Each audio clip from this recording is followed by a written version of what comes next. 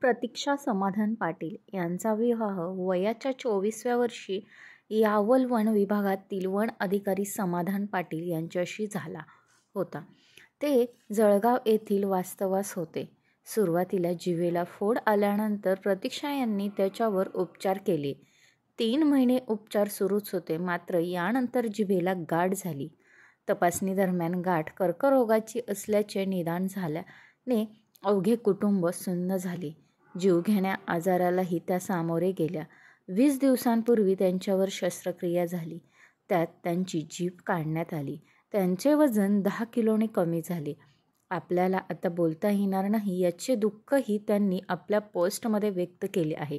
शस्त्रक्रियेनंतर अवघ्या 20 दिवसानंतर शेवटी मृत्यूने त्यांना गाठले. तर आपल्या पोस्टमध्ये त्या पुढे म्हणाल्या, आज माझ्याकडे काय नाहीये. गाडी आहे, बंगला आहे, क्लास 1 अधिकारी पती आहे. मात्र आजकाल कोणाचा कोणता दिवस शेवटचा असेल हे सांगता येत नाही. त्यामुळे मैत्रिणींनो, मस्त जगा. आपण सगळ्यांकडे लक्ष देतो आणि स्वतःकडे मात्र दुर्लक्ष करतो. आयुष्यात सगळे समोर असताना प्रकृती चांगली असेल तरच आपण त्याचा आनंद घेऊ शकतो. पण मृत्यूच्या दारातून जो परत येतो ना, त्याला जीवनाची खरी किंमत कळते. तेव्हा छोट्या छोट्या गोष्टीमध्ये आनंदी राहा, जीवन जगा, असा संदेश देणाऱ्या प्रतीक्षा यांच्या सकारात्मक भावनेची उजेडवात मात्र मृत्यूने संपवून टाकली. तर 27 रोजी दिनांक या विवाहितेचा कर्करोगाने दुर्दैवी अंत झाला. गेल्या वर्षभरापासून त्यांचा कर्करोगाशी लढा सुरू होता.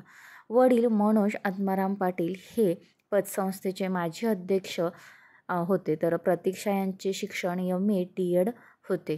कसुंबा तालुका जळगाव येथे प्राथमिक शाळेत त्या मुख्याध्यापिका म्हणून कार्यरत होता.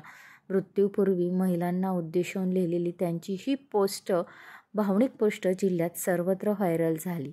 समाज माध्यमांवरील त्यांच्या पोस्टने अनेकांच्या डोळ्यांच्या कडा ओलवल्या. तर तुम्हाला हा व्हिडिओ कसा वाटला, यावर तुमचं काय मत आहे हे नक्की कमेंट करून सांगा. व असेच नवनवीन व्हिडिओ पाहण्यासाठी आपल्या चॅनलला लाईक आणि सबस्क्राईब करायला विसरू नका. धन्यवाद.